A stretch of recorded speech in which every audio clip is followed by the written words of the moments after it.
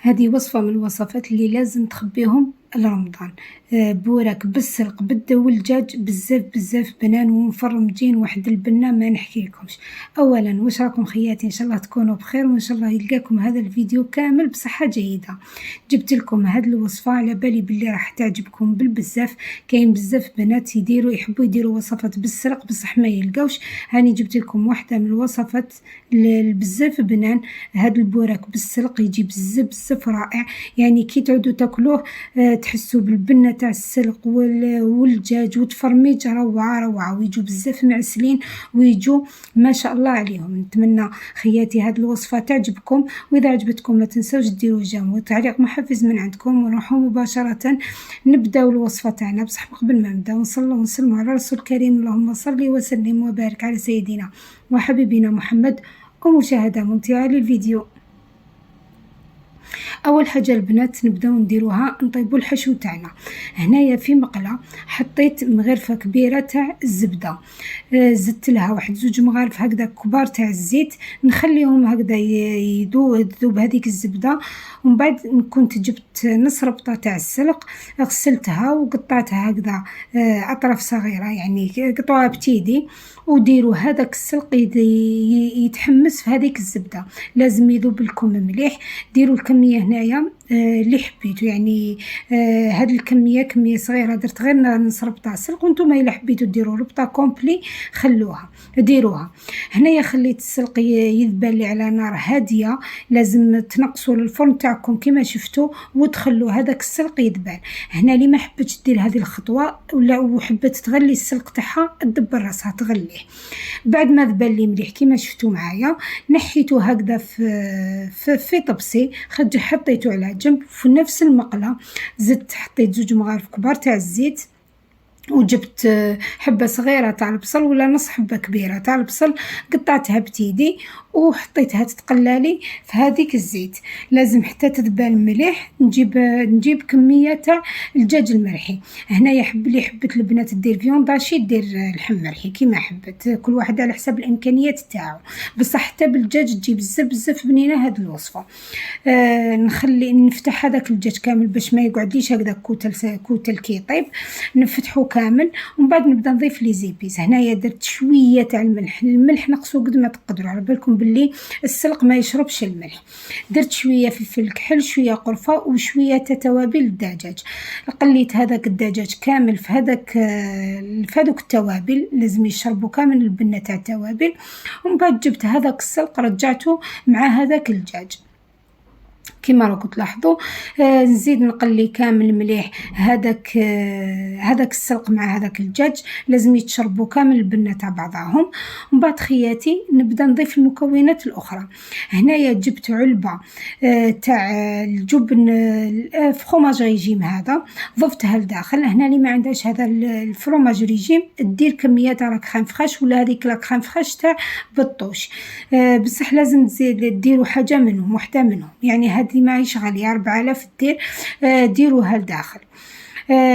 نقليها هكذا مع بعضها، ندخلها كامل في هذاك السلق. ومن بعد نبدا نضيف المكونات الاخرى.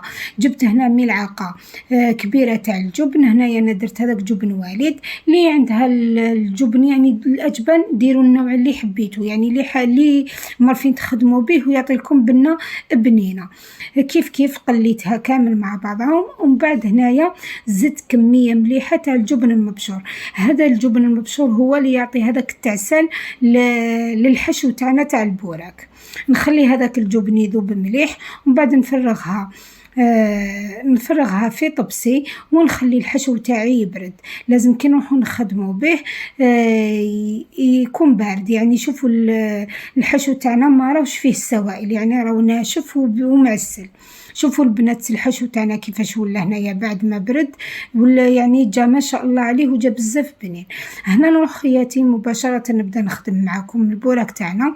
هنا نجيب الورقه تاع ديول، يعني البوراك يعني كامل تعرفوا تخدموه. المهم في هذه الوصفة انه الحشو تاعها الحشو مختلف وبزاف بزاف بنين، يعني كاين بزاف اللي يحتاجوا انواع وانواع. في رمضان نحتاجوا بزاف انواع وانواع تاع المملحات وتاع هكذا الحشوات تاع البوراك. هادو من بين الحشوات اللي ننصحكم انكم تجربوهم على خاطرش بزاف بنان. هنا روليت معكم الديول الاول. هنايا انا استعملت الديول تاع الشريان، نتوما اللي عندكم ديول تاع الخدمه تاع الدار جيبوا هذوك.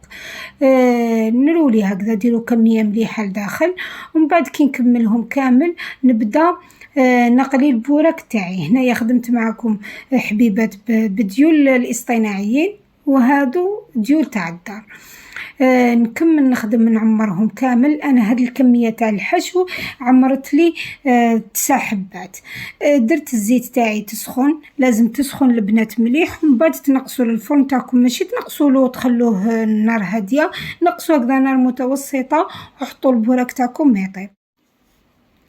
بعد هنايا كي نكمل نحطهم كامل هكذا، ما ديروش كميه غزيره تاع الزيت باش ما يتشربوا لكمش بزاف الزيت.